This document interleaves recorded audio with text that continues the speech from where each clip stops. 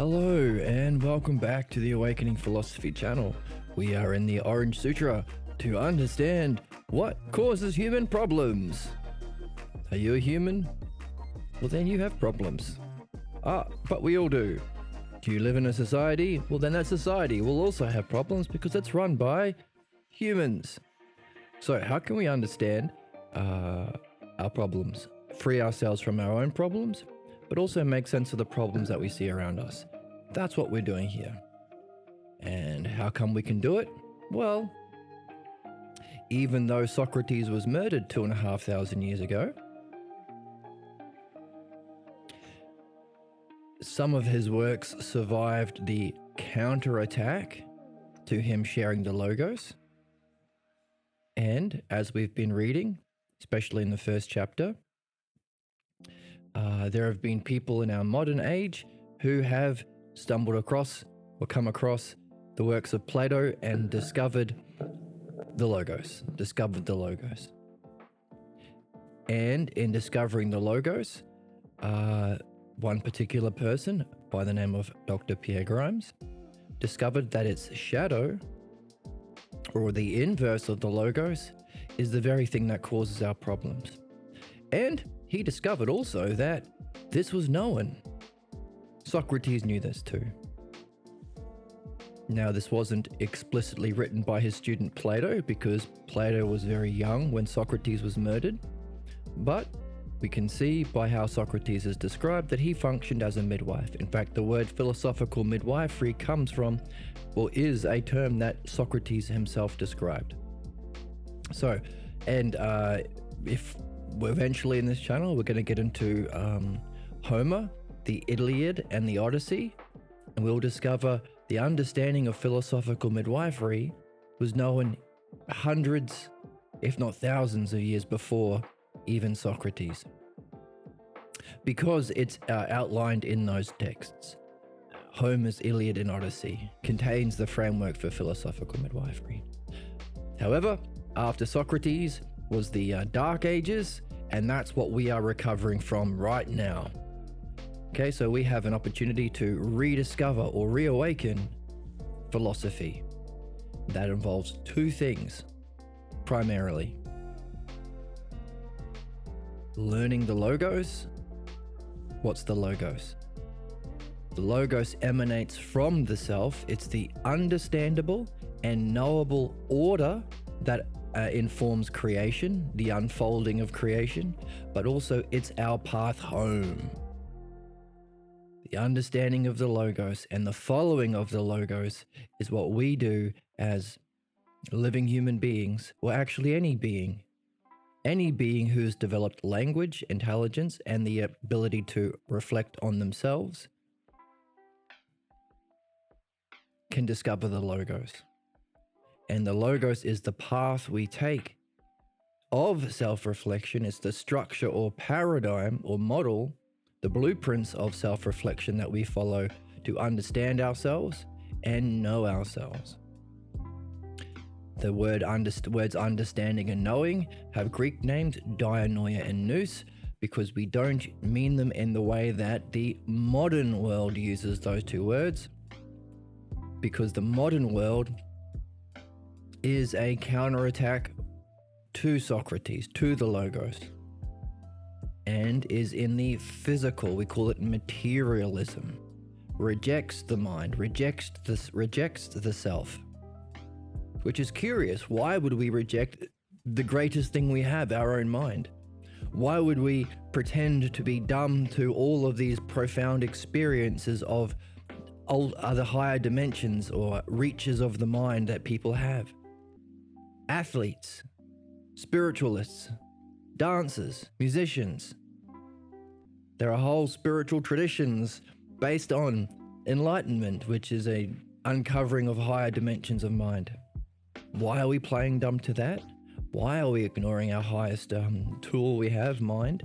And why are we rejecting our very selves? This is one of the big questions that we have. Why are we actively working against our own interests?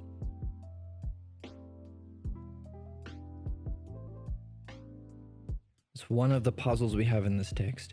As it was written in the text, we could ask, why are we so intelligent when it comes to various things, but so irrational and immature when it comes to understanding ourselves? That's one of the questions we have. So, what are the two aspects of the Logos we follow home? The Logos itself, leading to, materialism rejects understanding the higher dimensions, being specifically, mind itself. And that is the thing that can be known for certain, because it's eternal, because it's immortal. And that's the study of philosophy. So we use the word nous to talk about knowing truth, and the word dianoia to distinguish it from materialism. We're not understanding how many jelly beans there are in China. It's not a physical understanding, it's understanding of truth. The principles that inform our physical world. Dianoia and nous. All right, if that's the first thing we're here to do, discover the Logos, the understandable, dianoia, and knowable, nous. Path home to our highest goals, our greatest states of happiness and bliss, states of wisdom and knowingness. Also, we have to understand its shadow, its distorted reflection into a lower dimension that we call the pathologos, sick logos. Now, funnily enough, follows the same structure, only has different terms. So we call them usurpers to the throne. While what we know is beauty itself, what our pathologos clings to is the image of beauty. What we seek is nous itself, knowingness itself. What we spend our life seeking is its imitation, its distorted appearance. So our soul seeks the Logos anyway. So really you could say the human path is putting the right puzzle pieces in the slots. Putting the right figures on the throne. We have a soul that seeks truth, enlightenment, knowingness, knowing of the self, the highest reaches of the mind, understanding dianoia and nous. We seek that anyway, always, always, always, always, even when we sleep. It's our nature.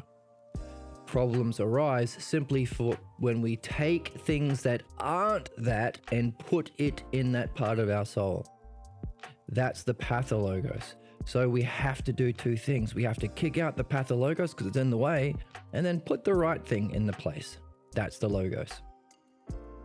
Okay, so in this channel, we do both.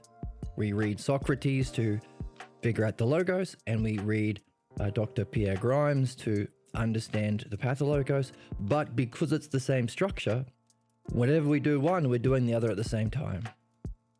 Whenever we're given one, we can ask the question, if this is the pathologos, distortion of the Logos, what does that tell us about the true Logos? So that's what we're doing. Fun. And important. Well, literally the most important thing we can do. So, last time we talked about the pathologos being a keystone. It's the puzzle piece that when you put it in, the keystone is at the top of an arch.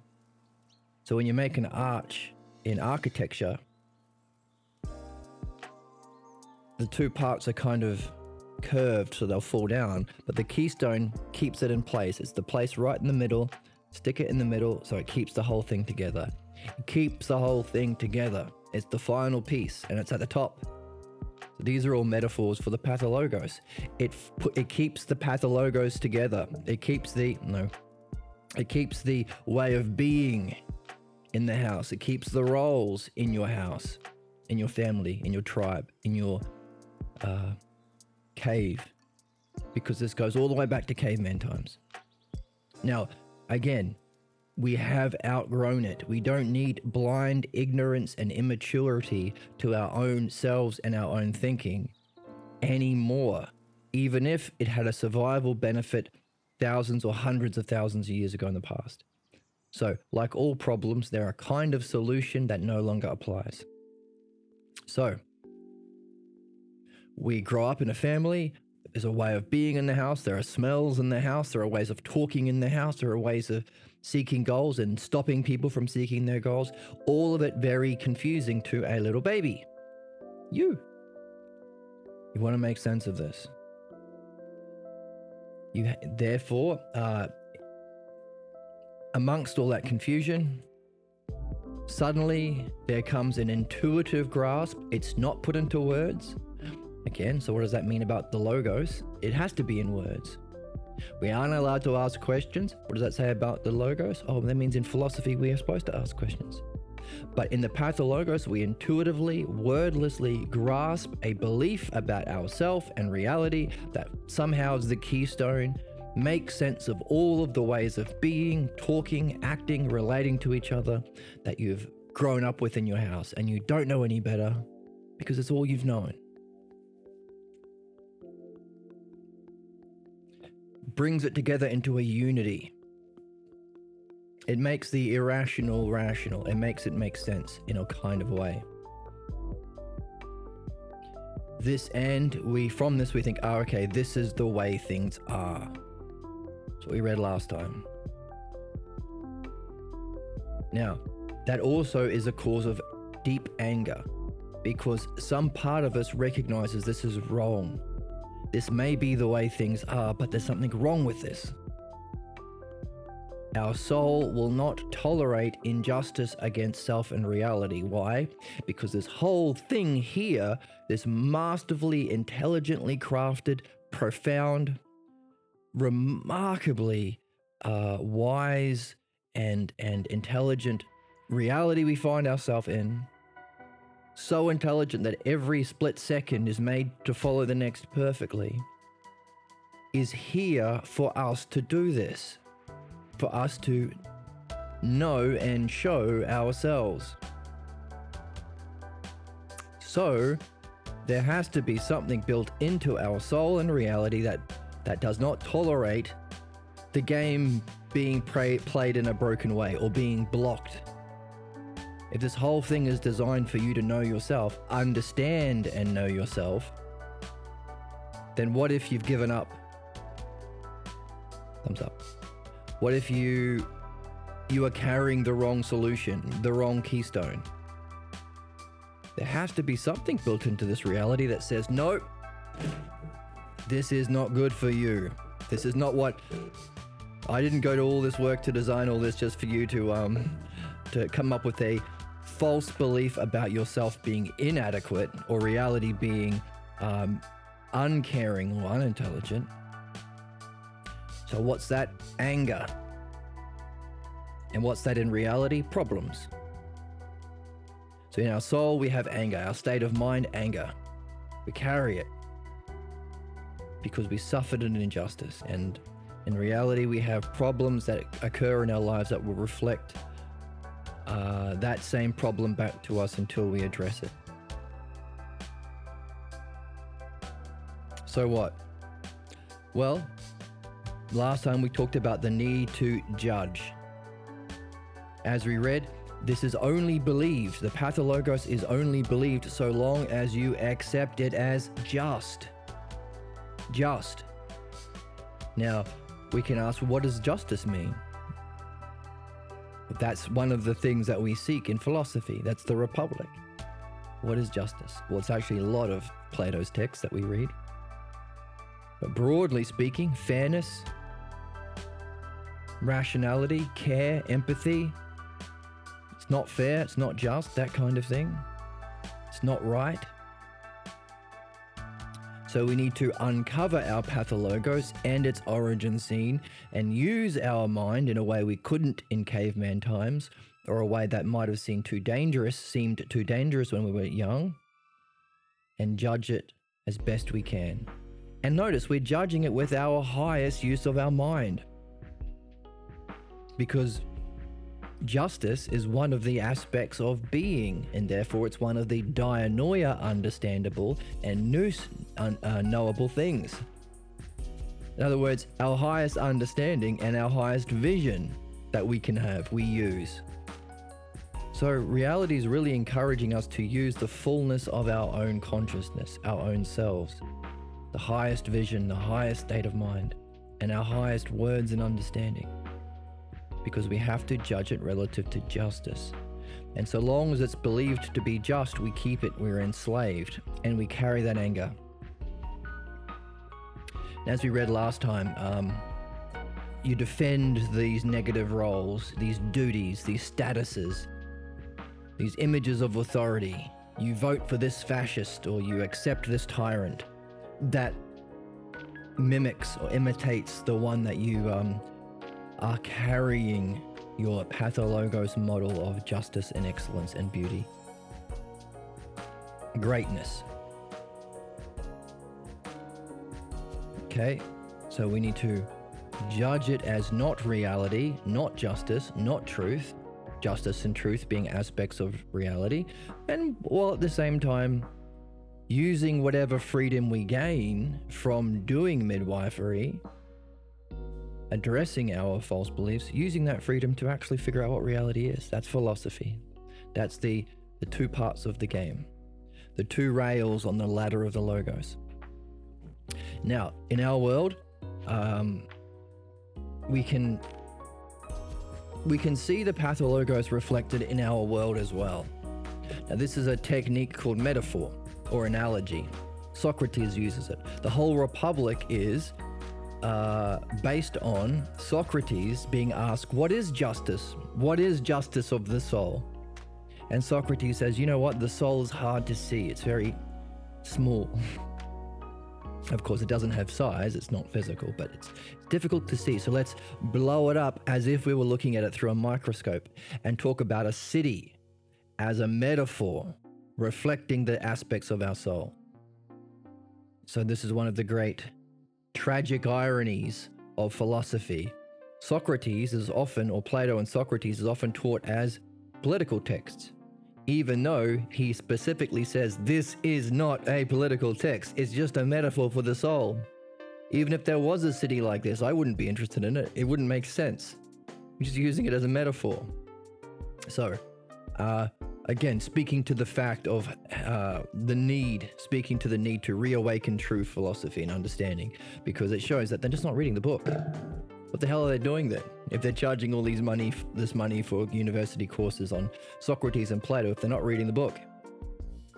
Well, thankfully we do read the book. That's our whole thing here. It's a podcast where there's no real leader. It's the text that leads us. I'm kind of like an assistant. I'm like a Sherpa.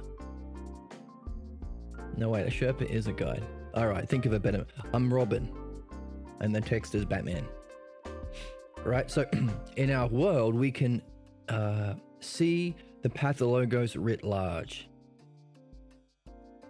Okay, if the understanding of the pathologos gives us a model for understanding human problems, it also applies to how our problems manifest globally, politically, socially.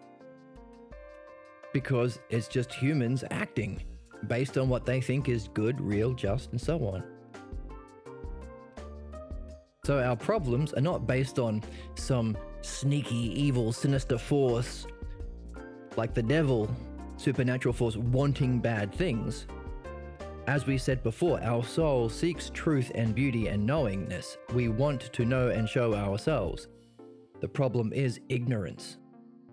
Something false sitting in that place. So we need to brush this aside and gain the true understanding of those things.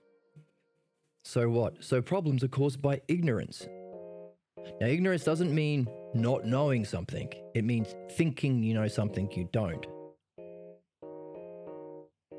All right, so what? Well, one of the big problems in our world right now, there are many, one of them is a genocide. Right now, Western countries are sponsoring and supporting a genocide of the Palestinian people, which is terrible and heartbreaking and tragic. It needs to be understood and addressed fairly, rationally, maturely. So we have a couple of questions from that. That's what we do as philosophers. We try and manufacture questions, discover birthing is the better word, give birth to questions. Why? Well, if ignorance is the cause of our problems and ignorance is pretending or cosplaying, you know shit you don't, and we need to get around that. How do we put ourselves in a state of curiosity and wonder? First of all, because those things can be really sad and depressing. How can we get out of it? Well, curiosity is a good state of mind. You can even be curious about negative things. But also it takes us away from our sense of knowingness so that we can be open to new understanding and insight, specifically understanding the cause of problems. So, what's some questions we can get from this? Number one, why is it happening? Why is something so clearly and objectively terrible? Why is it happening? Another question is, why are there so many people defending it? How can there be people defending a genocide? And within that question, there are sub-questions. What are these curious ways in which people defend? Sometimes people pretend it doesn't exist. Sometimes people just outright lie about what you're seeing with your own eyes. Sometimes people try and use rhetorical tricks like, oh, I beat you in an argument, so therefore I've won. Ha ha ha ha. As though suddenly that doesn't mean genocide's a problem anymore. In other words, they're not trying to address the problem, address the causes of the problem to understand and solve them. They're just trying to silence conversation. I don't talk to you because you're a so-and-so, you're a heathen, or you're a Jew, or you're a whatever. That doesn't stop the children and being murdered and tortured. That doesn't get medicine to the people who are dying. Why are you doing that? That's a puzzle. So what are the two puzzles? What's the cause of genocide and these sorts of things? And secondly, why do people defend it? Why do people support it? The same thing can be asked of fascists. Why is usually 40% of the population supporting this or that fascist or right-wing Nazi or tyrant? Even though that person they're supporting actively acts against their own interests. Why do the religious people vote for Trump when he is actively the opposite of everything they supposedly believe in? Why do the poor vote for Trump when he is somebody who is well known for hating poor people and exploiting them? Doesn't make sense. So what? So it gives us a question. What's the cause of it and why do people defend it? So these are questions, and we can look and we can research and we can use our own mind to think, and we can watch good people who do documentaries and reporting about these sort of things so we can get true information. With that true information, we can develop a question or several questions, or a single question with many questions around it. And we are hoping to find the keystone, the thing, the sudden insight that we will grasp that makes sense of all of these things we are puzzled about. Just as when we were young, there were many things not in the world, but in our house that we were puzzled about. Why does mum yell at dad? Why do we treat sister differently than brother? Why, whenever I talk about dancing, does dad make fun of me? Why are we mean to that family across the street? All of these questions that don't make sense to a child. Suddenly, when you grasp the pathologos, the false belief about your own unworthiness and the lack of integrity, intelligence, and care of reality, a false belief about yourself and reality, that's the pathologos. Suddenly it makes sense of all those questions. We want to do the same thing, except we're looking for the correct keystone.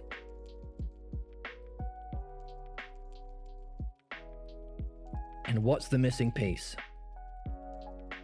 Culturally, the missing piece has been the logos and the pathologos. That has been what was wiped from history. And we want to understand why. And also get it, because it's the thing. It's the thing to understand and know ourselves, and understand and free ourselves from problems. So what's the real keystone? Why are people who would otherwise be smart, otherwise be caring, why do they act so brutally towards certain groups of people who are considered different? Not in my family, not in my cave, going back to caveman times. Or have a way of being that's challenging to my family way of being.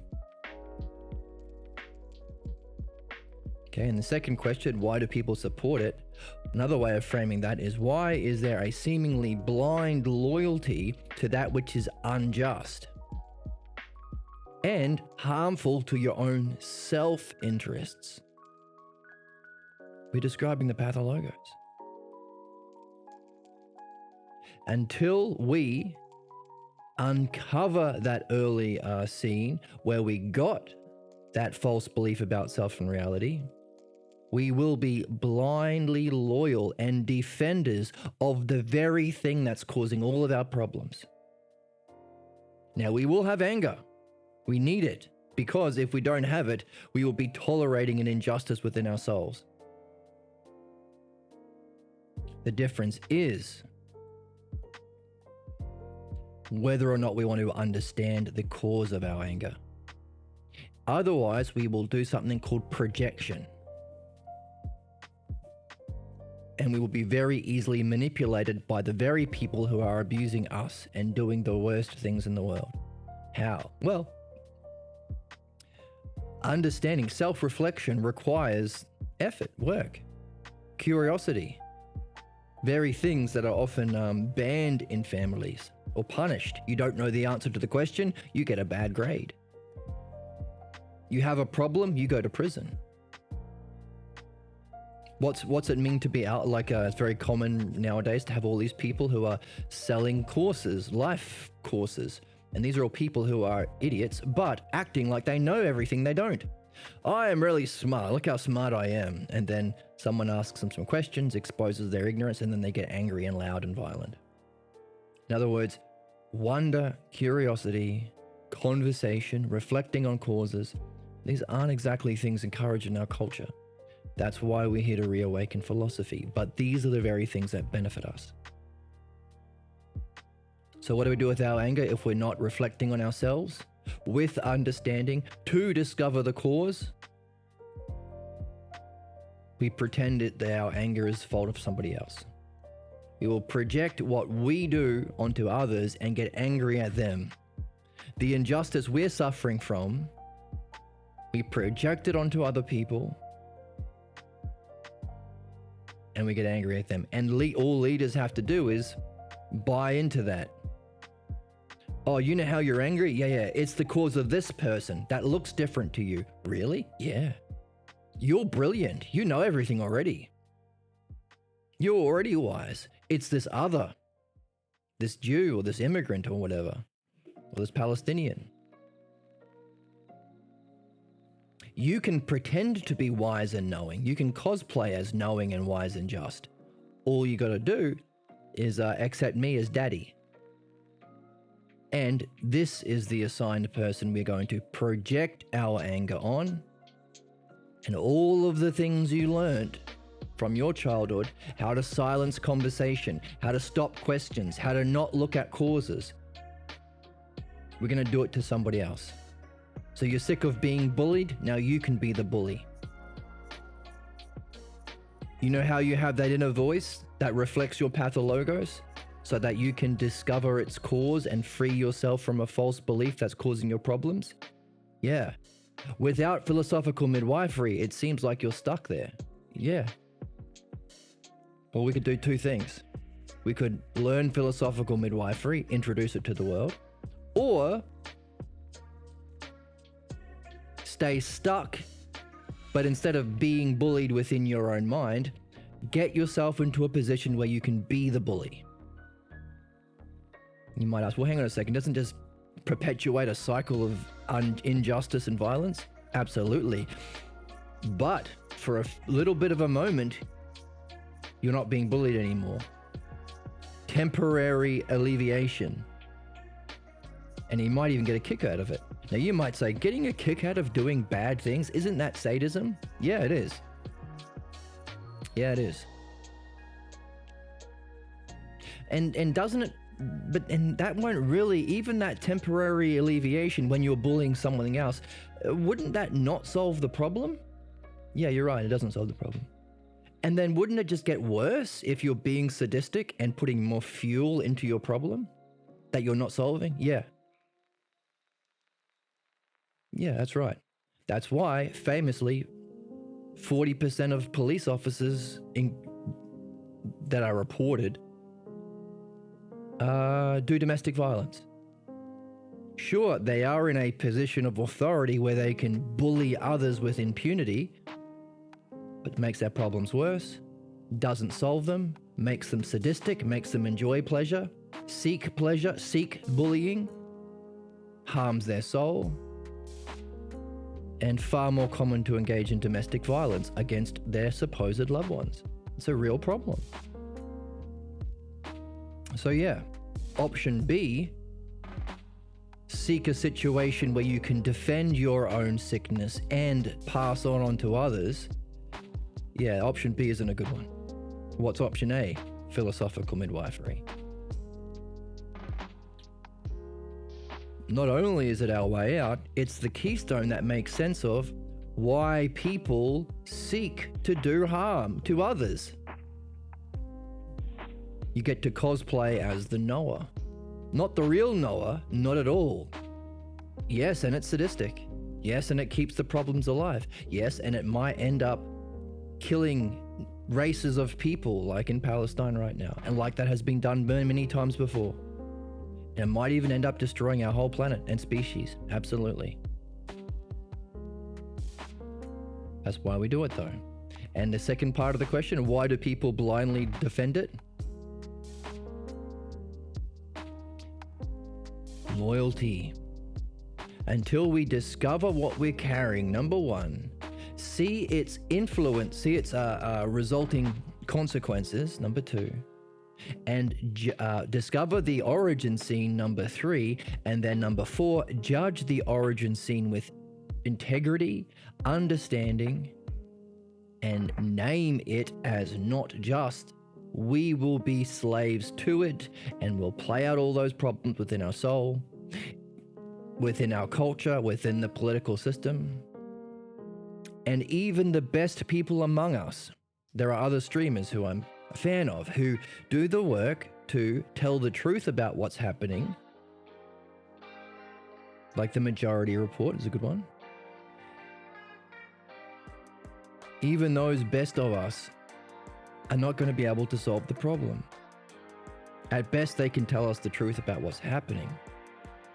But we need to reawaken an understanding of the Logos, reawaken philosophy, specifically learn philosophical midwifery so we can get to the cause of the problems and address it. Now, that's globally. But hey, the species might not be around for much longer. You can do it.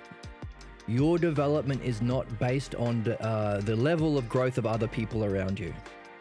In other words, you can free yourself from your problems. You can understand the nature and the cause of your problems, free yourself from them, and also use that freedom to learn the truth about self, reality, and the Logos, and gain your own enlightenment. Evolve, the very thing you're here. You can fulfill your purpose and destiny even if no one else around you wants to play.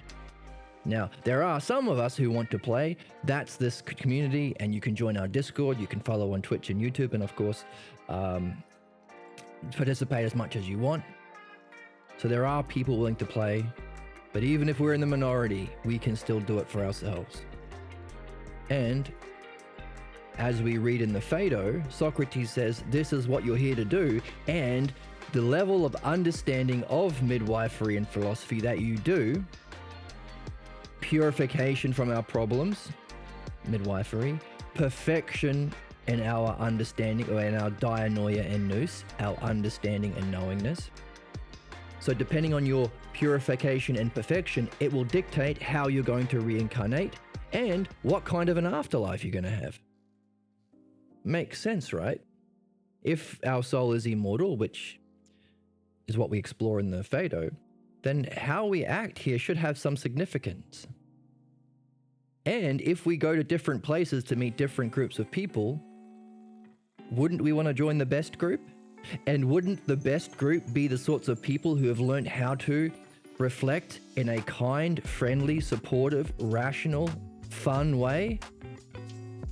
And if you were with that group, would you want these fascists who want to project their anger and use violence to hurt those people who are victims of their anger?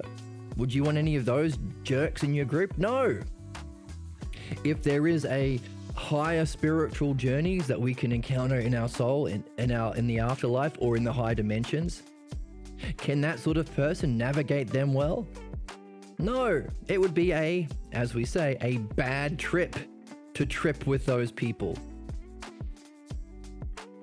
And by the way, if we're here to learn those two things, learn what we're carrying that's false, negative, and harming, and learn what is true. So midwifery and philosophy, perfection and purification. Have those people completed their work? Have they graduated? No.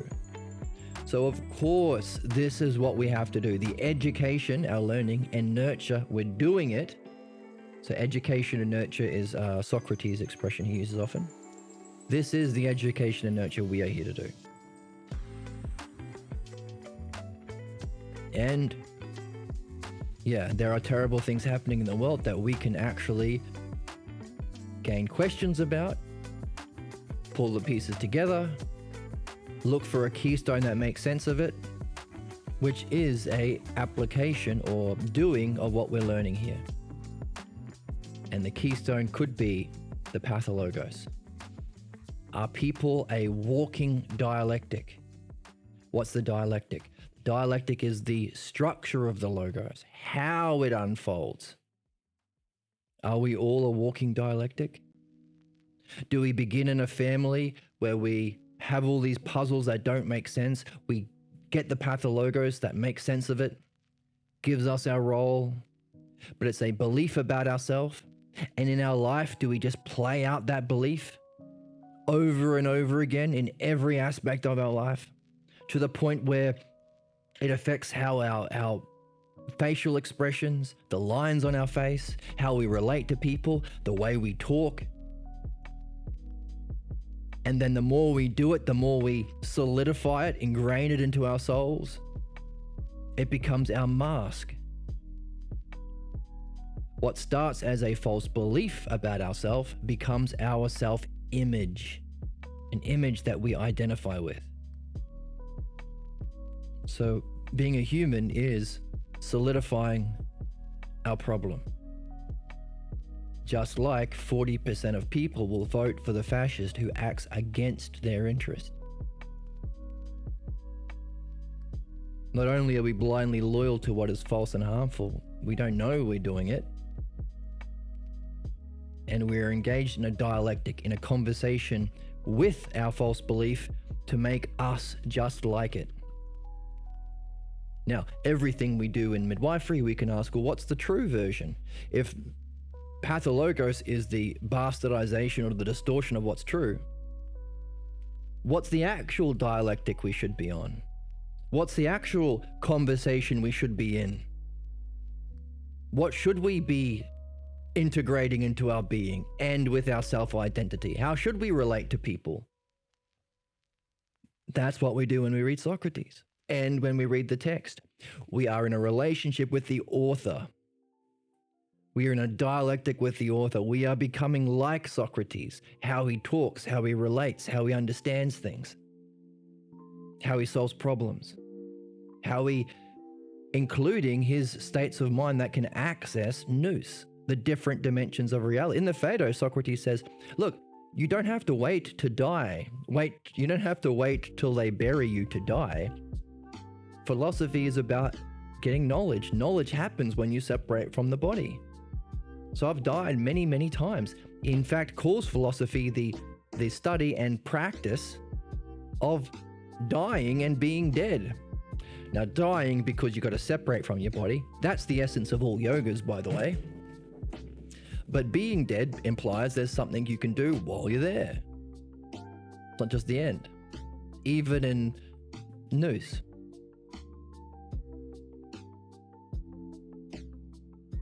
So what? So these are the questions that we can ask about the higher when we're learning the lower. Okay, what's the true dialectic?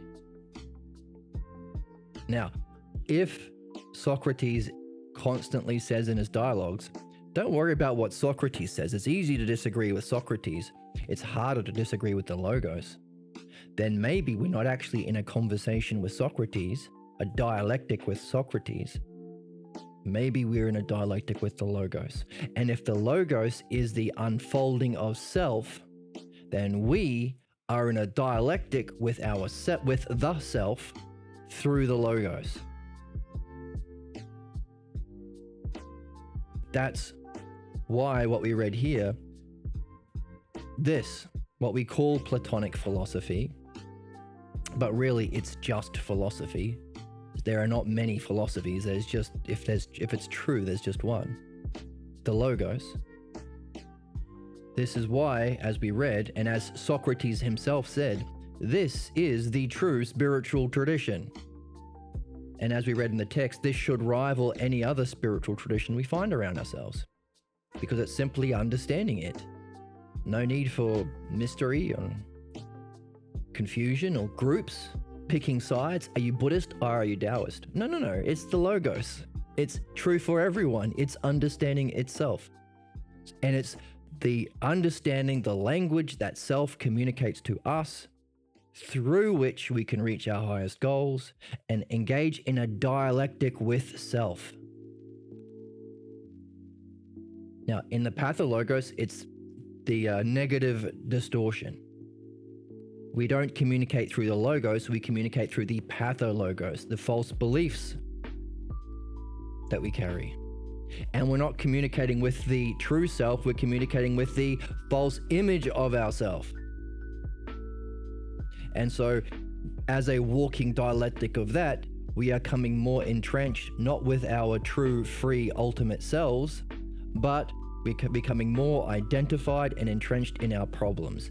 That's why it's called fate. Fate is like train tracks. You're stuck there. And at the end of those train tracks is a brick wall. That's our problems. That's why if you understand the Pathologos, you can predict what's going to happen in your life. Oh, all my relationships end in this way because it's rational. So if the Pathologos ties us to fate, keeping us in a negative dialectic through the Pathologos with the image of ourself that we identify with, becomes our ego or mask. We need to free ourselves from that fate. What Socrates calls free ourselves from our chains. And also use that freedom to learn the true Logos. So if you're free, stay in the game. There are some people who have done some midwifery for a period of time. They get some freedom. They go, oh, great, now I can pursue that thing I always wanted to do, which is always a shame. And they're out the door. So they stay for a year or so, and they're out the door. You hang on a second. Don't you want to use that freedom to reach your highest goal? Because you know what? You're still going to be a walking dialectic. Do you want to be a true dialectic with the self through the Logos so you can know and show yourself? If so, that's the human touch. That's our task. That's our purpose. That's how reality is designed. And if it's true, it's not just true because you're in this team, because you were born into this family, or caveman times because you were born into this cave. It's not just true for you and the special selected few. It's true for everyone. everyone. That's why it's called not fate, but destiny. It's your destiny, but it's the destiny for all beings.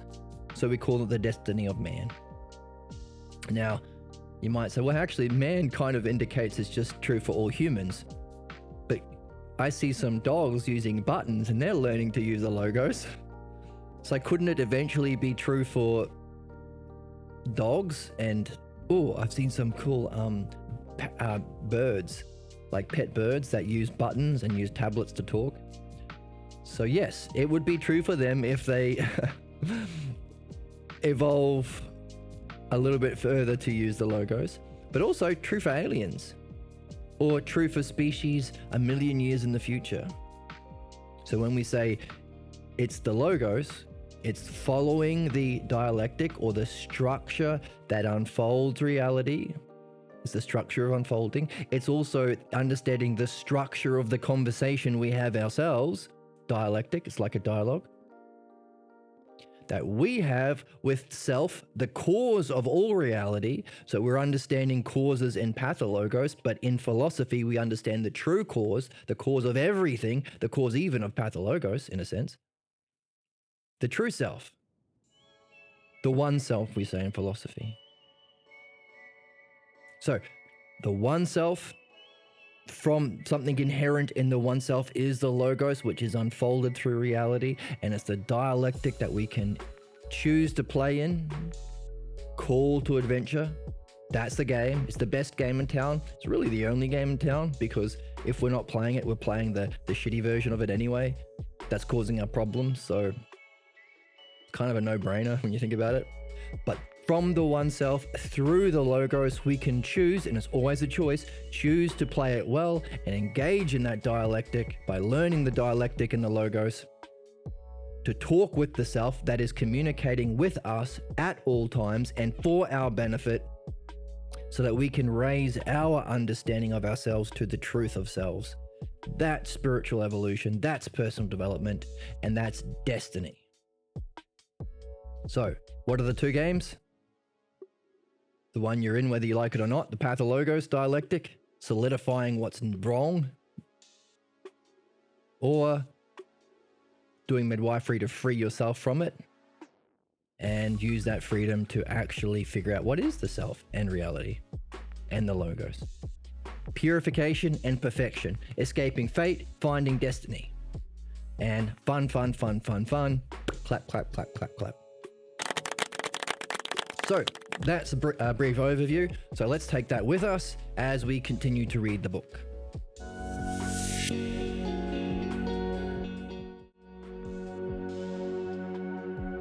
Here it is. All right, this is the last page we finished on. Okay, started with, as children, we do not realize that just because something's beautiful doesn't mean it's true.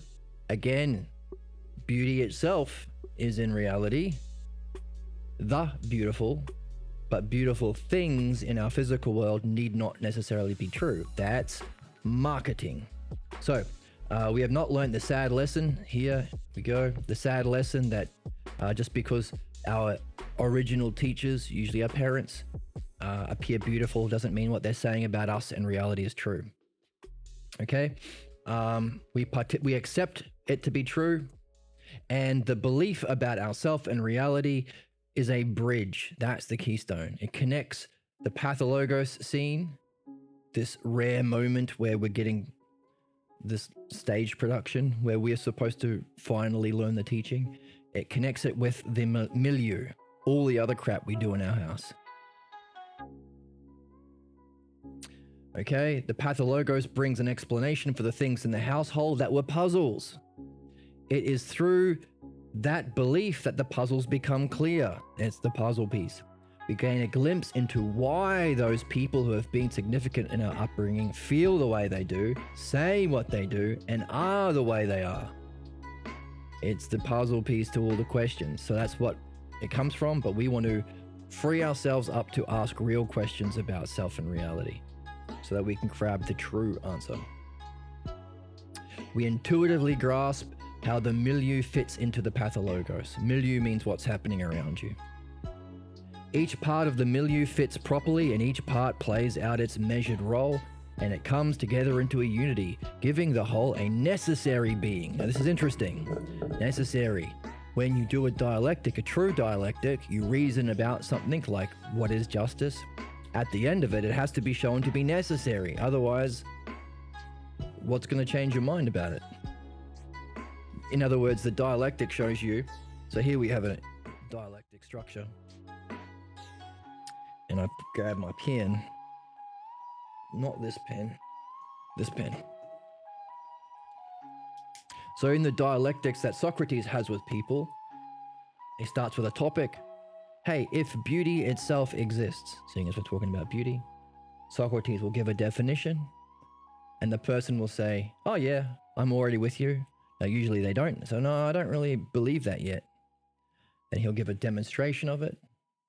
Often they'll say, no, I'm not with you yet. And then we have to break down the argument into its divisions. The division stage. There's only 4 parts. It's so simple. And then from that, we have to come to a synthesis. This is our conclusion stage. Bring it all together, make everything make sense.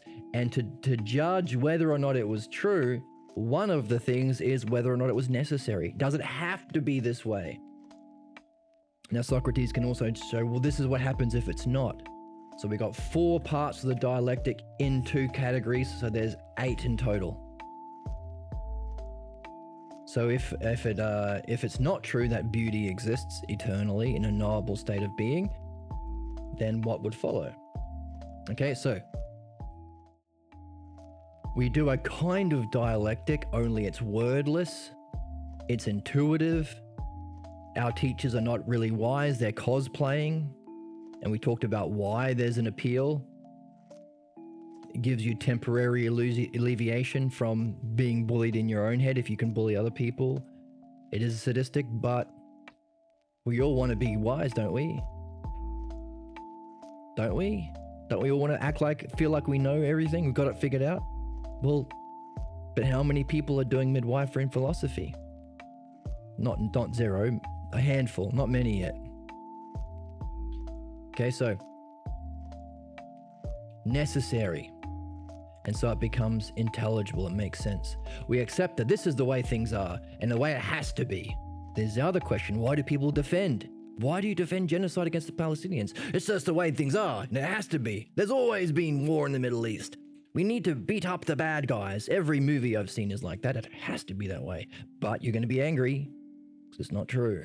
It's an injustice. Now, violence gives people a way of directing that anger on the victims. The need for midwifery. Okay, and we come to accept that this is what our authorities are going to use to justify their words and deeds, right? Very easy to see nowadays in the many red pill podcasts or people who sell life coaching or people who are celebrities or influencers. Often they are idiots. They don't know anything. But they have a way of being that they know can convince people that they know crap they don't. It's a way of justifying their words and deeds. Right? The alphas or the sigmas or whatever. It's very cringe. But we have something similar going on in our home when we learn our false beliefs. Oh, yelling. That's what they're going to use to justify what they do. Oh, I see. Then what kind of a man will you become? Or hey, woman too. Oh, when my mum is acting in this seemingly bad way, she's yelling. What sort of person are you going to marry? If that's your model of beauty. Almost like you're stuck to in a future like fate. There is a pain in this recognition that it's the way it has to be, and this is the way they're going to justify their ignorance. Well, we don't think it's ignorance. We take it to be true. Because we know there is something wrong, but still we accept it is the way it has to be. This pain comes to be the root cause of our anger. We're all angry because we're all human beings, and we all had this. It's a matter of what you want to do about it. So it may be that it is just the way things are, but it's not justice. Again, so this is how anger and justice are connected. Thus, the Pathologos is a key piece to the puzzle that brings a certain kind of order to all that goes on around us that we call the milieu. The Pathologos is the missing piece, it's the keystone, and with it, it all fits together into a unity. Clearly, everything comes together and has the image of, this is the way things are. Ever taught to somebody who's really, really prejudiced or really fascist or right-wing or just stupid? You ever heard them use this expression? It's just the way things are. Often it comes from right after they did injustice. They do something terrible. Why'd you do that? I have to teach them. Teach them what? Teach them that the world is cruel and hard and that's the way things are. No. You are cruel because you're the one abusing or punishing somebody. Yes, it's the way things are. I'm teaching them that. Bullshit. You're not a teacher. Teachers don't teach in that way. You are cosplaying as a guru who does teach, but really you are ignorant and have a pathologos. So hey, by the way, who taught you this is the way things are? And by the way, it's unjust. Is it just? So again, we learn to speak. That's wrong. It's unjust. By the way, who taught you? Was it done to you? When you were being yourself, did somebody come along and teach you the way things are? In other words, where did you learn it? And was it through philosophy and midwifery? Because if it wasn't, it may not be worth anything. So, it brings a sense of justification. Again, people playing out their pathologos, do they feel justified? It's kind of negative self-righteousness, arrogance. Sometimes we call them Karens. It gives a certain justification. It's just the way things are. There can be no pathologos without this element because the justification can only be believed when it seems just. So justice is also our way out. If it seems just to the believer, and there has to be just to the believer for them to believe it, we won't believe something that's not just. The moment it is perceived as no longer just, it is dissolved. We want to dissolve the cause of our problems and anger.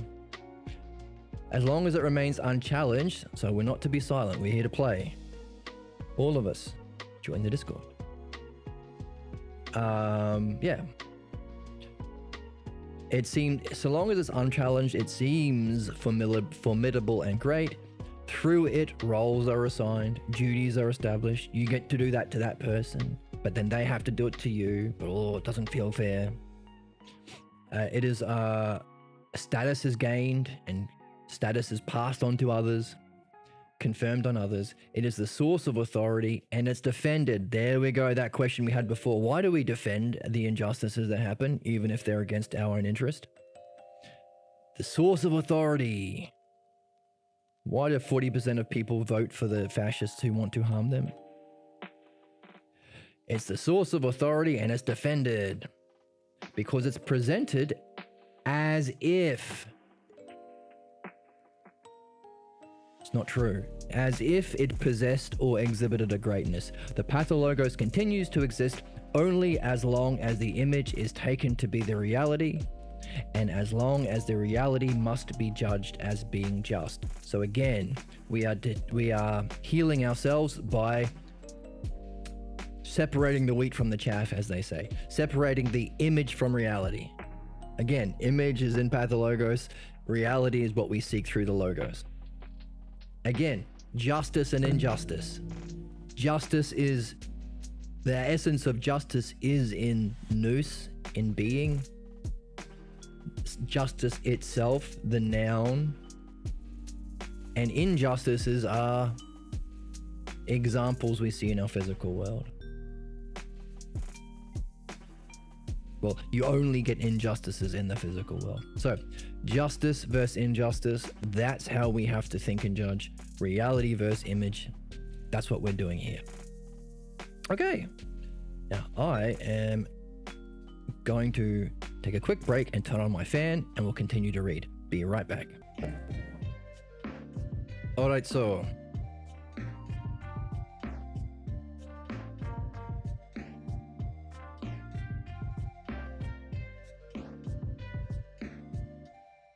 The unspoken principle is to have your highlighter opened first before we do that. Because what? Okay. It's not the right button. Here we go. Opening the highlighter. And highlighter. This one. And the colors. This one. Okay. The unspoken principle of transformation is clear. Whatever and however the parental figures reveal themselves becomes the ideal. We seek the ideal. The child imitates, and we imitate it.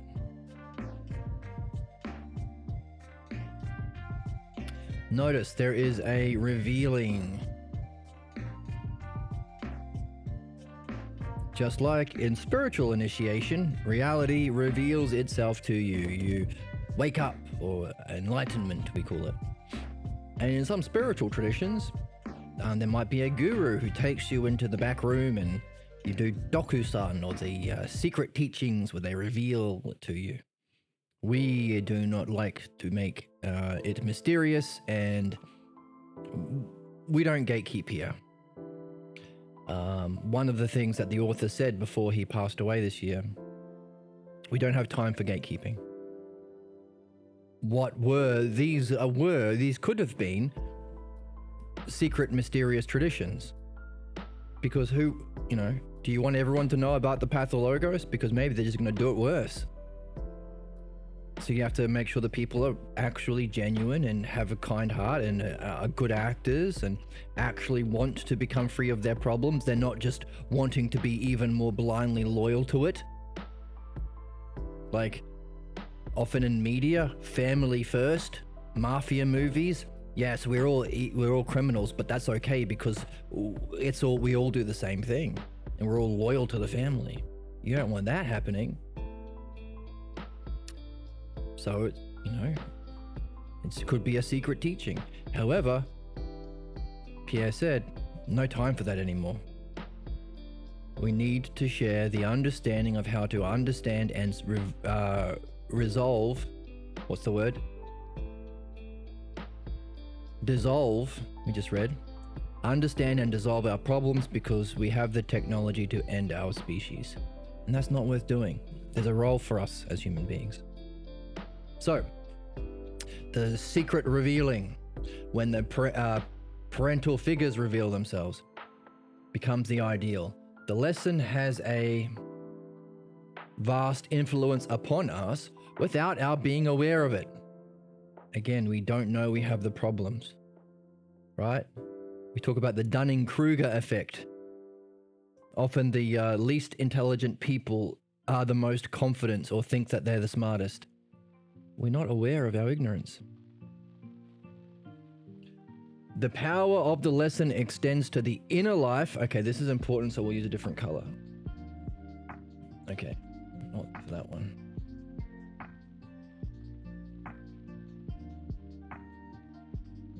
Okay, the power of the lesson extends to the inner life of our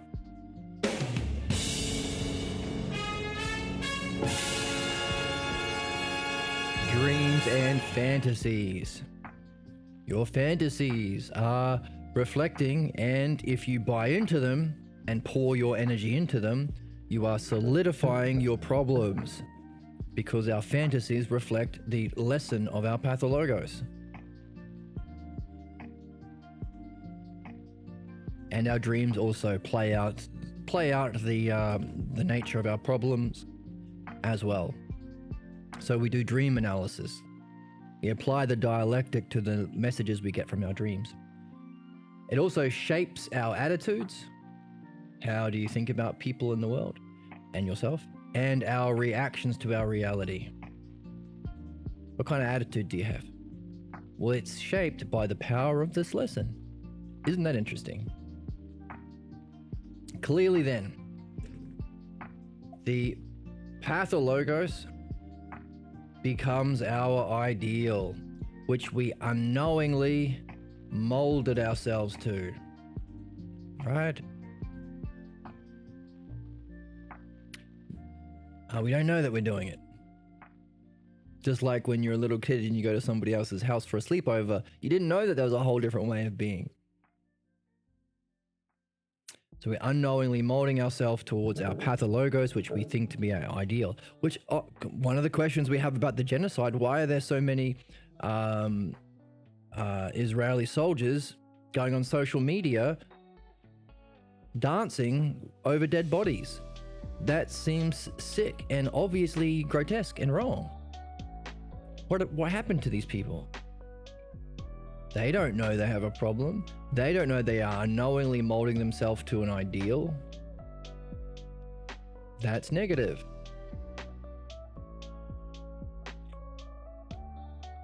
There is a great, and the irony being, one of the questions asked is, if there was social media in the 1930s or earlier, what would the Nazis be posting on social media when they tried to genocide the Jews? Well, we're seeing that now, which is shocking images. But again, we want to use this to not just understand our world, but as a reflection of the same causes that we are affected by. It can be hard to see it within ourselves, but it can be easier to see it reflected on in other cultures or on the political stage. But it's just a microscope to see ourselves, because hey, they might not ever pick up midwifery.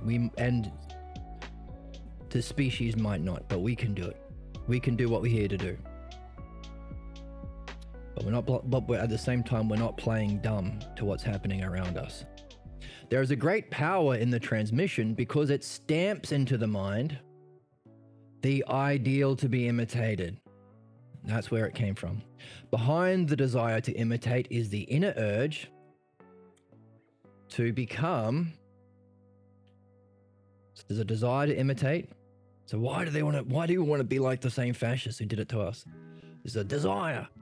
There's an inner urge to become like what is presented to us. Indeed, without this molding of ourselves to become like what we perceive as greatness, there would be no pathologos. This is key. Why is this key? Because this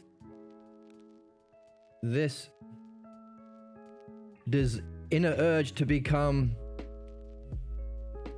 like Socrates, to become like Grimes, Dr. Pierre Grimes, to become like the ultimate self, is a desire to become like greatness itself.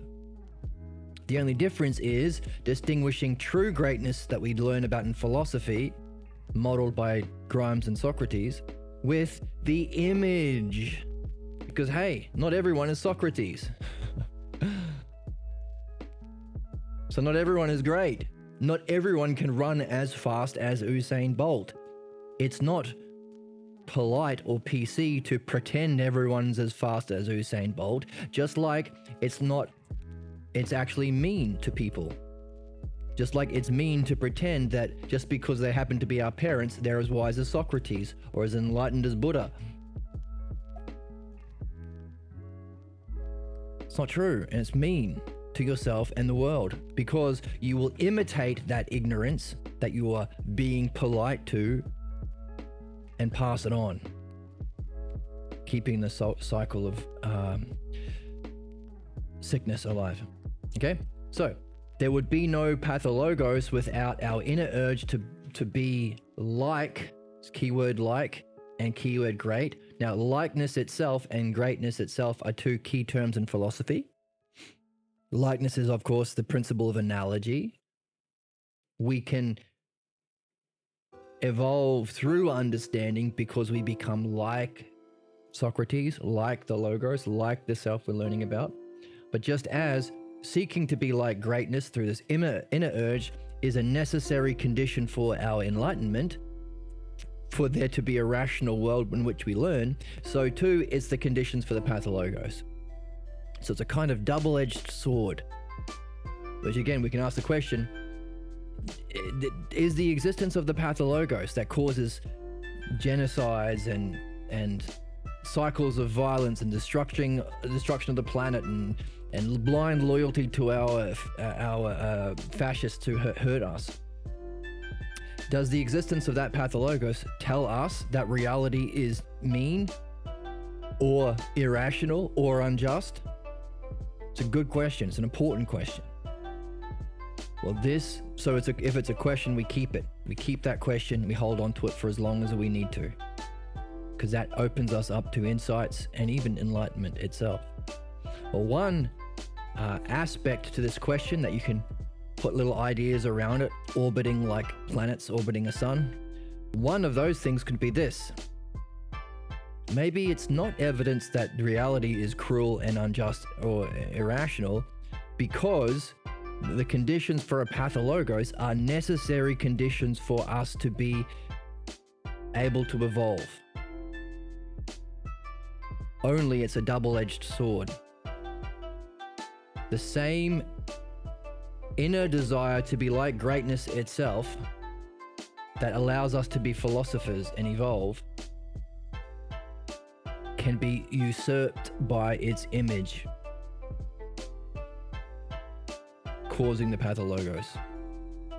So something to wonder about. Greatness and likeness are the conditions for the pathologos, what we just said. Hooray.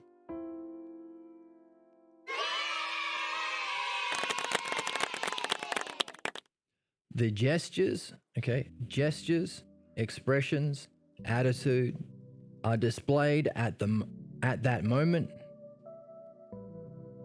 and they are taken on and become part of the self. This is where you learn about yourself in the negative way. It is as if the psyche had the power. The psyche had the power of a strange, blind master craftsman who could transform himself by adapting another's mask for himself. Wow. The persona. We're a master craftsman of our own persona, but it's not your mask. So one other way of understanding resolving our problems in midwifery is giving the pencil back. Someone handed you a pencil, it's not yours, give it back. Giving the mask back, it's not your mask. These are not your beliefs. They're given to you. It's not true. It's not your persona. It's not really yourself. So we want to become free. Free to be what? Free to know ourselves and show ourselves. Being unaware, so it's a blind master craftsman because it can transform by adapting another mask, but we are blind, so it's a blind craftsman because we are unaware of the transformation. Right? There are some good animes where, there's one I can think of. There's a master craftsman of samurai swords who's blind. So, I don't know. Turn this into a cool anime. These masks stay in place for a lifetime. Boo. No. Boo. These masks stay in place for a lifetime. I don't want to eat a monkey. I don't want to eat a monkey.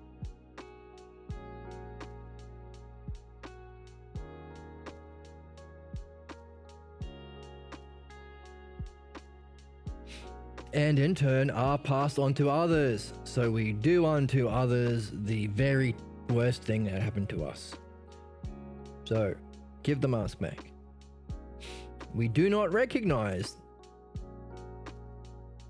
that these masks trap us into patterns of behavior that confound and bewilder us, right? Whether, what is this? Yeah. Even with these problems, sometimes we will find that ourselves laying in bed looking up at the ceiling and go, damn it, why do I always do that? When things are going well with my girlfriend, I always tend to do this thing. I am confounded and bewildered by my own patterns of behavior. Every time I go for that job or that promotion, whenever someone comes up to me and presents themselves in a certain way, maybe they seem very confident, maybe they're really big and muscly, maybe they're very self-assured, or maybe they're kind of aggressive, then I always tend to do this thing I don't want to do. I belittle myself, or I buy into their crap, or I take the blame, or whatever it is. We are confounded and bewildered by our own negative patterns of behavior because we don't realize that these masks that we as a blind craftsman have crafted and put on our own faces trap us. So again, fate, trapped, train tracks. Nor do we see the ruinous course of action that is destructive towards our highest ideals, derived from such simple scenes in our youth. All right, adding to our confoundment and bewilderment is, but it would be great if I could keep a relationship, but it would be great if I had that goal, that job or that promotion. Now, truly, it would be great if I could get into philosophy every day and talk to my friends about it over coffee. Cheers.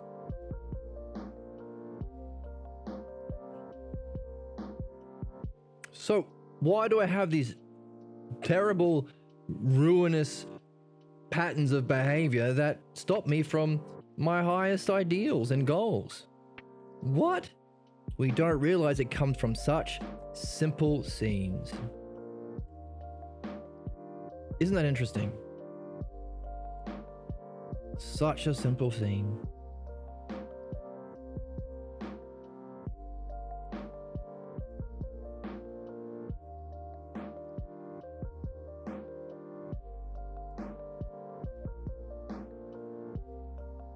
It can be so simple.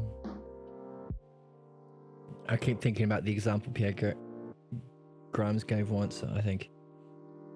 You're a little kid and you're on the sofa watching TV with dad, and he doesn't watch TV that often. Maybe he's not around much, but it's like a special moment between you and him. Maybe it's the big football game or something. And he turns to you and he gives you a look. That could be it. That could be enough. Like, wow, he's really showing himself. Wow, this is the Dharma teaching. Could be something simple as that. Or a simple sentence like, oh, women, am I right? And then he does a wink. That's enough. Now you are like that. Now you are the strong, silent, sexist type who's never around and at the home when you have kids and you say, "Oi, am I right?" When you pass on your nonsense. Again, it's his mask you're wearing. And it can be easier to see it with people that we grew up with. You see a friend or a cousin after 20 years and all of a sudden he stopped being him and now he's just like your uncle or their dad. Like, what the hell happened? He wasn't great to you, you know that. Now you're doing it to others. Such a simple scene. But on reflection, speaking of, here we go. But on reflection, we know that our repetitive behavior is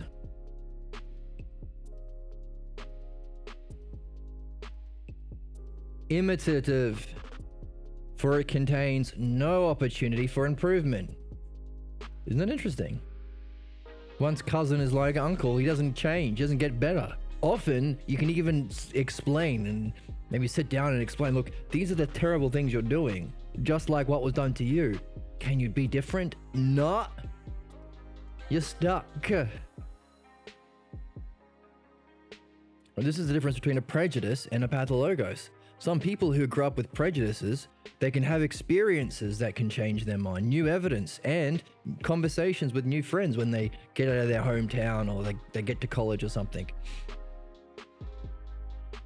Which is why a lot of the most ignorant and prejudiced people, the right-wingers, don't like college. Because suddenly, these people who have been indoctrinated with all these prejudices, racism or whatever, can be introduced to new reason and evidence that can change their mind, which is improvement. You're getting better. So only those most ignorant and blindly loyal to their ignorance wouldn't like that. But those are the ones who burn the libraries when the fascist takes over, burns the books. So we're understanding why. Why do when fascists take over, do they go after the intellectuals? Why do all these right-wingers burn books? Isn't it comically ignorant and stupid? Like every single villain, like every time you see someone burning a book in a movie, they're always the villain. Why do they do this? Again, questions, puzzles. Now we're getting the keystone that can help us make sense of it and how to solve it. And one of them is no opportunity for improvement. So a prejudice can be improved with new evidence and reason. You can let go of it, adapt it, evolve it. But pathologos, no. So you could have the same conversation with your friend about how he's not rubbish and he should stop putting himself down, but it won't stick. Ever had those kinds of conversations? Ever had those kinds of friends? Yes. I need a sound drop. What? No. Wow. Wow. Have you read Brand at all? That's one for the blooper reel. Okay, that will do. Imitating becomes like the model. Sorry. Okay. Imitating, becoming like the model, striving to be accepted as someone or something. All that is guided by an urge to become like what we accept as ideal or great. We want to be seen a certain way, accepted a certain way, as a certain thing or someone. And it's imitation, like the model. And again, okay, if that's true of their problems, what's the equivalent in truth? What's the equivalent in philosophy? What's the true model that we have an urge to become like, that is actually the ideal or great? Well, isn't that being? Isn't that why we do the dialectic on being, on aspects of being, like beauty itself, justice itself? Because in doing a dialectic, we are reflecting on it, using our highest vision from the text that we read, using our highest terms and understanding. So we are being great ourselves. So we are doing an activity that is greatness itself, self-reflection on the highest topic in the best way, and we are applying it to the greatest things that exist. So we are becoming like greatness or the ideal. And then of course in philosophy there's that level above philosophy called phronesis, which goes beyond even being to the self. That's the first hypothesis of Parmenides. So these are things that we can wonder about as we read the negative. So it's fun. So just as this urge to become great is a double-edged sword because it creates the conditions for our learning, growth, evolution, and enlightenment, as well as the urge to become great can be usurped by a distorted image and therefore is the condition for our problems or pathologos. So too, there is a good double-edged sword because everything that we do when we learn about this, we can also take a moment and reflect on the other thing we're learning about. Everything we learn about, okay, let's see if I can do it. Philosophical midwifery, we can wonder about in philosophy. So it's like double-edged sword of a good kind that we just did.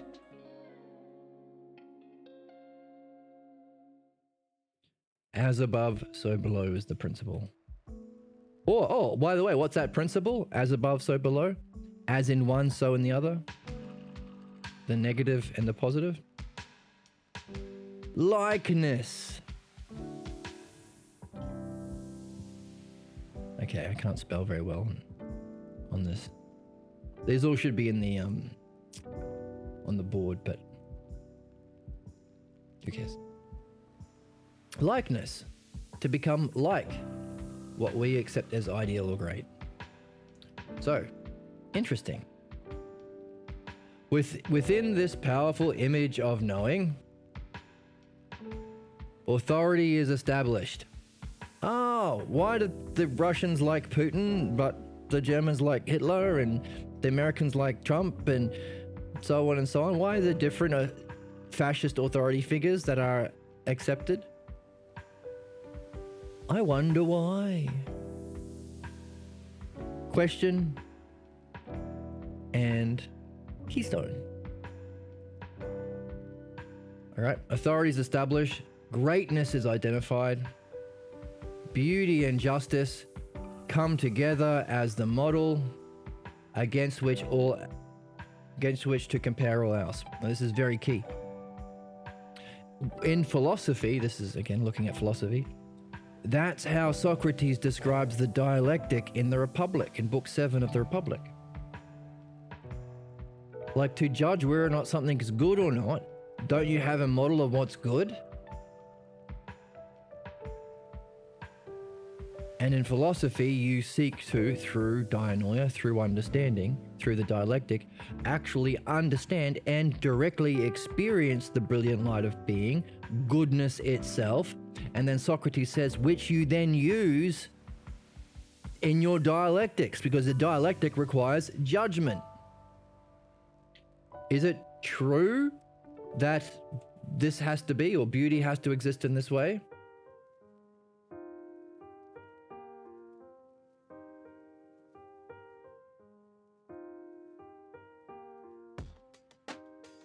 Like when Socrates has a conversation with somebody about what justice is, he has to have a model of justice to compare, to keep the conversation on track. And likewise, when we do philosophical midwifery and we go back to the origin, the simple scene that's the cause of all these problems, we have to actually judge whether or not were they actually beautiful, or did Dad just look beautiful when he said, "Woman, am I right? Wow, you're really beautiful." When Mum was screaming at Dad, was she really beautiful, or was she just the appearance of beauty because she was finally showing herself? So in other words, we have to have a real model of beauty and justice to free ourselves from the fake ones. And so therefore, the better we do philosophy, the better and the easier we can do this. So it's two parts of the game. But again, as above, so below. If that's the conditions for dialectic, then in the Pathologos, it's this image of knowing that you take as beauty and justice, and you compare everything else to.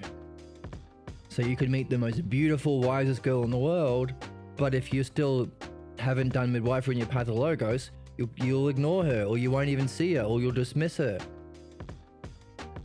Because not beautiful, because that's my other model of beauty, which also means you're going to end up marrying or dating someone just like. Ever wondered why that happens? Okay, comes together as the model against which to compare all else.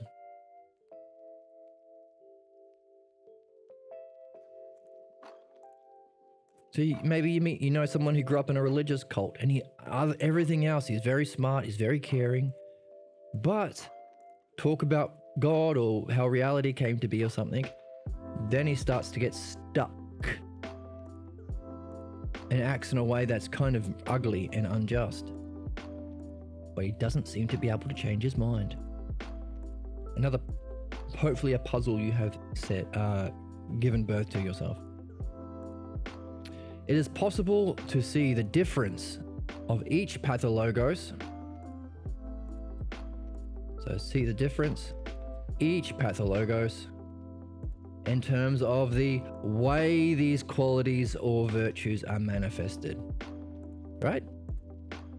No, you've got friends from different cultures that in certain times start to act like their parents. That's the same.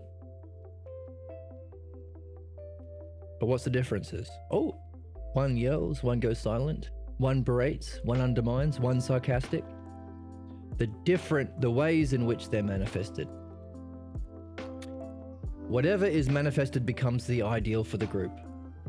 The standards of behavior within the group, standards, or the signs of being accepted within the group are framed or constructed around the appearance of these qualities. What does that mean?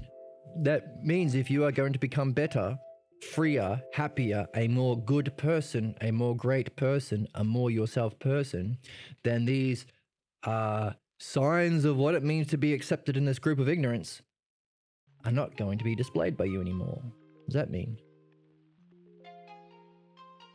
Hey, if you are no longer racist, you're not going to be accepted within the Nazi group anymore.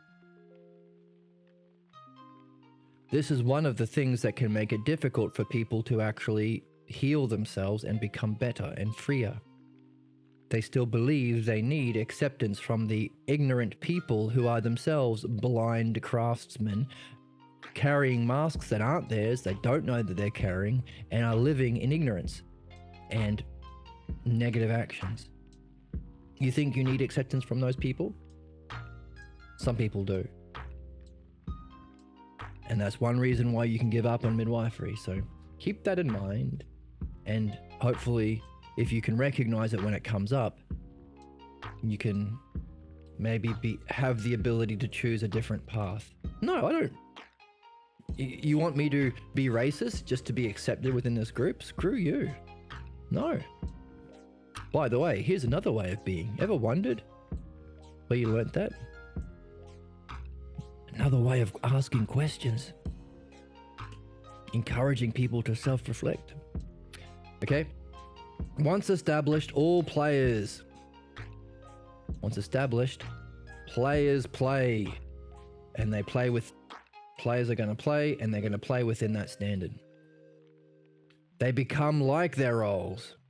And finally, become identified with that role. So, it starts like you're just playing a role, and you can see it with little kids. They're playing, then all of a sudden one of them will just start acting like mum and be really weird because she'll be acting like she knows something and she's just a little kid, and it's funny when you see little kids do it. But again, they keep playing in that way. That becomes their standard. Then the more she grows up, the more she becomes like that standard. Then finally she becomes identified. She thinks she is that nonsense standard that isn't really her.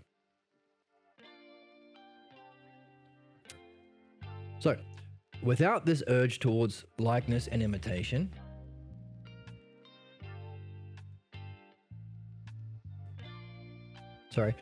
let's read that again.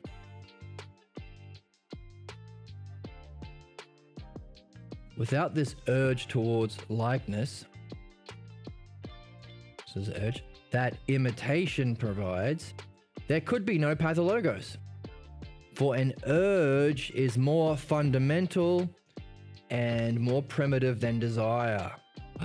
Wow. That's a big one. Let's get a sound drop for that.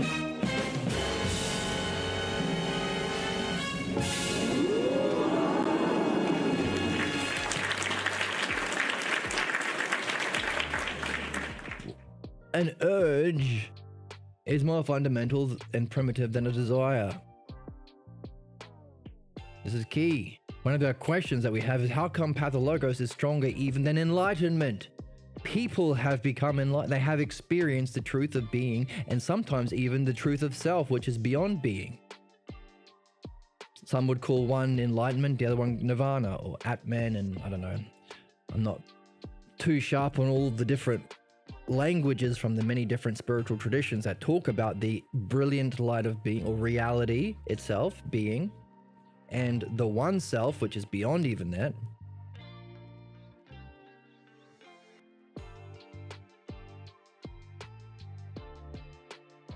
Nevertheless, after having that encounter or experience, they're back in their problems within a little while. Why is the urge to imitate the image of greatness, stronger than our desire to be genuinely like the truth of self and reality, enlightenment. Therefore, giving rise to the drunken guru or the pervy sage, all these archetypes of people who may have spent their whole life doing the different yogas to have that experience, but without philosophical midwifery, they are still a slave to their problems. They ain't free yet. Why? Is that evidence that the universe is terrible and unjust? That the Pathologos is stronger even than Enlightenment? And the Pathologos is the cause of all human problems? The fundamental ones? Wow. I don't know. But this gives us some extra pieces to put around that question. What is it? Urge is more fundamental and more primitive than desire. Now we can go back to our evolution. Our desire as early humans, cavemen, to be free and explore and be ourselves, before we had developed the logos and reflection to an adequate level, might have ended up causing those kinds of people to wander out of the cave and get eaten by saber-toothed tigers. So those humans that had the urge to be like their image of their caveman leader and stay bound to the cave, and anyone from a different cave was bad and evil and wrong, and everything outside the cave, different to the cave, is wrong and scary. That was the species that survived. Therefore, all of our problems come down to in-group, out-group thinking. They're bad because they're Palestinians. They're bad because they're foreigners. They look different. They're bad because they're women and we're men, alphas and sigmas. They're a different cave than mine, and everything outside my cave is bad and scary. So that's the urge that is more primitive, primal times, caveman times, than our desire to know and show ourselves ultimately. Now that's just an explanation within evolutionary understanding. The understanding of evolution through what species survived. So this is very much consistent with understanding how we evolved. But there might be a even higher cause. Of course there is. There are even higher causes than evolution that put the principles of evolution into play that we can wonder about. Because right now, we are alive. Right now, you and me watching this, doing this. Well, at the time of recording, I am, or was.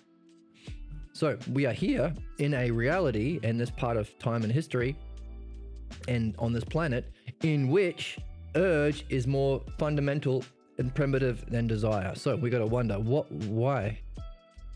How can that be just? Because if it's not just, I will not accept it. That's what we're seeing here.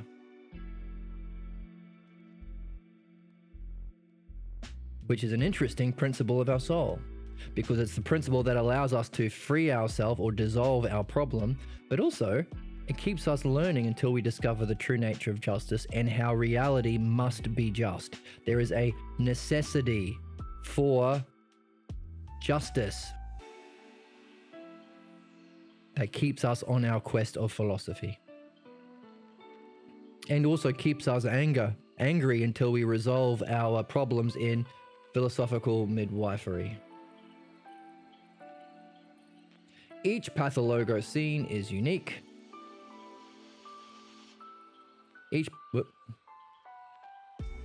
Each Pathologos scene is unique because the model itself was unique. So even within families,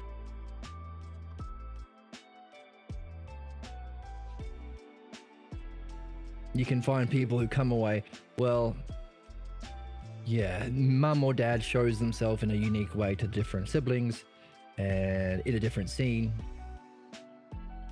So we can see that among human beings. We are all like snowflakes. but we're all made of snow, meaning we can understand the whole thing with the art of philosophical midwifery, but also use that understanding to look at the differences like snowflakes, like a doctor does. Every person is unique that walks into his office. Okay. How far should we go? We're at the bottom of page 26. And let's call it a day there. Lots of things to wonder about, lots of things to become curious about. And thank you for joining me. If you're joining me on Twitch and YouTube live, hello, welcome. Thank you for hanging out. And I hope you found something to be curious about. And I hope you found some information to add as orbiting planets around your question, because that is the ideal conditions for you suddenly gaining an insight that can be a keystone that makes sense of all of the puzzles around you and also within your soul. And that's what we're here to do. That's the highest use of our own intelligence and our own mind that we have. To wonder about the things as with the greatest amount of greatness. It's great to want to learn, to seek the truth, and to develop it into questions and carry it with you. That is a mark of greatness, and also the conditions for insight. But when we do get insight, we judge it based on a true model of image of a true, hopefully, understanding of beauty and justice, and not blindly become loyal, not blindly stay loyal as the blind master craftsman to the false image. So, lots to see today, lots of fun. I hope you had fun, and I hope to see you next time.